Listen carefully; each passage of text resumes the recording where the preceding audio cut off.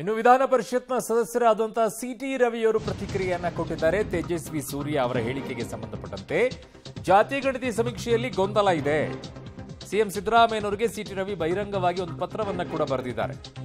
ಜಾತಿ ಗಣತಿಯಲ್ಲಿ ತೇಜಸ್ವಿ ಸೂರ್ಯ ಪಾಲ್ಗೊಳ್ಳಲ್ಲ ಅನ್ನುವಂತ ಹೇಳಿಕೆ ಏನಿದೆ, ಇವತ್ತಿನ ಕೋರ್ ಕಮಿಟಿ ಸಭೆಯಲ್ಲಿ ಇದರ ಬಗ್ಗೆ ಚರ್ಚೆಯನ್ನ ಮಾಡ್ತೀವಿ. ಪಕ್ಷ ಏನಾದರೂ ಒಪ್ಪಿಕೊಂಡರೆ ಎಲ್ಲರ ಅಭಿಪ್ರಾಯವೂ ಕೂಡ ಅದೇ ಆಗಿರಲಿದೆ ಅಂತ ಬೆಂಗಳೂರಿನಲ್ಲಿ ಸಿಟಿ ರವಿ ಅವರು ಮಾತನಾಡಿದ್ದಾರೆ. ಮುಖ್ಯಮಂತ್ರಿಗಳಿಗೆ ಅದಕ್ಕಾಗಿ ನಾನೊಂದು ಪತ್ರ ಬರೆದಿದ್ದೇನೆ. ಮುಖ್ಯಮಂತ್ರಿಗಳಿಗೆ ನೀವು ಧಮಕಿ ಹಾಕಿದ್ದೀರಿ, ಗಣತಿದಾರರ ಶಿಕ್ಷಕರ ಸಮಸ್ಯೆನ ಅರ್ಥ ಮಾಡ್ಕೊಂಡಿದ್ದೀರಾ, ಸಮಸ್ಯೆ ಬಗೆಹರಿಸುವಂಥ ಪ್ರಯತ್ನ ಏನು ಮಾಡಿದ್ದೀರಿ ನೋಡಿ. ನೆಟ್ವರ್ಕ್ ಸಮಸ್ಯೆ ವ್ಯಾಪಕವಾಗಿದೆ.